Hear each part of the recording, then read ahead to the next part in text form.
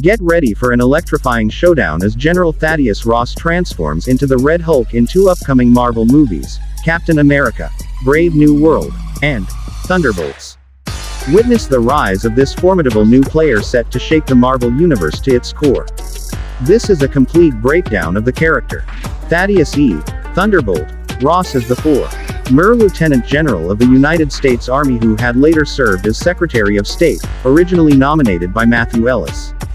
During his career, he was put in charge of the Project Gamma Pulse, with Ross's goal being to recreate the super soldier serum.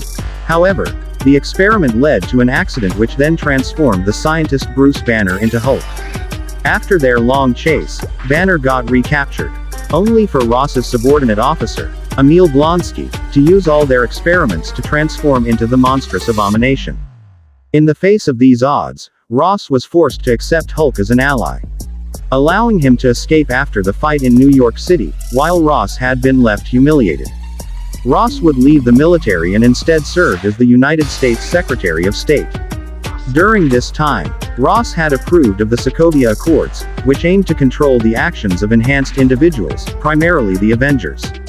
When Captain America publicly disowned the Accords, before going on the run, along with Winter Soldier, Ross instructed Iron Man to bring them into custody. Ross arrested many of the Avengers, although Captain America would later break them out following the arrest of Helmut Zemo. Ross would also lead a manhunt for Natasha Romanoff, although later deciding to look the other way after she took down the Red Room and had ended General Dracov's plans.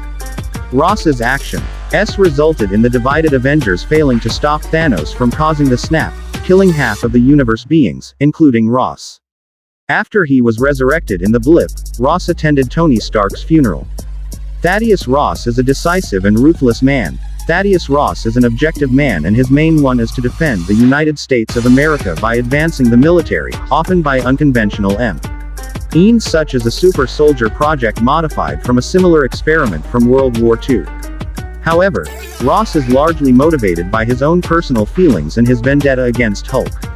He can be single-minded and shows an inability to learn from his mistakes as his main priority is to defend the United States, and although having witnessed the destructive capabilities of Hulk as well as injuring his daughter and murdering several doctors while being unleashed the first time, he still planned to replicate Banner's gamma radiation to continue the super soldier program he was working on.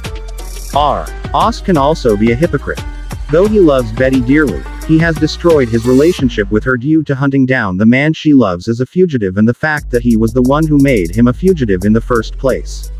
He blames Bruce Banner for injuring Betty, even though he wasn't in control of his actions at the time when he was Hulk and instead of helping him cure his gamma radiation, which Ross was partly responsible for in the first place, he planned to imprison him forever instead. Ross's methods of defense, and if the needed offense, are amounted to a very fight fire with fire sense. His plans to combat with Hulk was injecting his top soldier, Emil Blonsky, with a super soldier serum. Similarly, when Blonsky mutated himself into Abomination and began causing havoc across Harlem, he ordered his men to assist Hulk, believing he was the only one who could match him in a battle. Despite having a personal incentive to kill Banner, Ross is not without reason to be concerned regarding individuals with near unlimited power. Having continuously witnessed the casualties and destruction of several incidents regarding powerful superhumans, such as the Battle of Sokovia, events that happened without supervision or jurisdiction from the government which caused the Avengers to run freely, he began viewing the Avengers as loose cannons, and that the Sokovia Accords which would keep them on constant government watch was best for the world, although this would later spark a civil war. Even after Helmut Zemo was revealed to be the true culprit behind the bombing of the Vienna International Center, he still called Captain America and the other rogue Avengers fugitives and ordered their arrest, thus earning him the anger of James Rhodes, who had once respected him. The latter chose to cut Ross off and disobey the Accords during the Infinity War. However, Ross wasn't entirely without reason.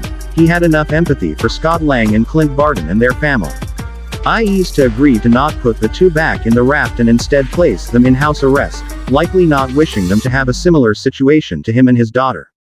When Tony Stark, his most trusted ally during the Avengers Endgame, had to give up his life to kill Thanos and his forces, thus saving millions of lives in the entire universe. Ross was shown to grieve Stark enough to attend his funeral along with the Avengers to pay his condolences, demonstrating that his hatred towards the Earth's mightiest heroes is gone or at least somewhat diminished.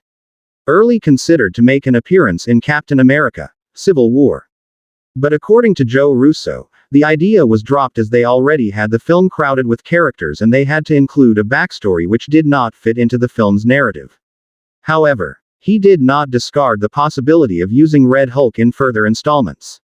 Thaddeus Ross is one of the few characters who were played by different actors in different films.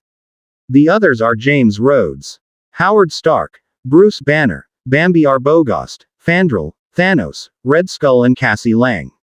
In Ross's case, this was due to William Hurt's passing on March 13, 2022. Before taking over the role of Thaddeus Ross, Harrison Ford was already good friends with William Hurt. Thanks for watching the video and have a wonderful day.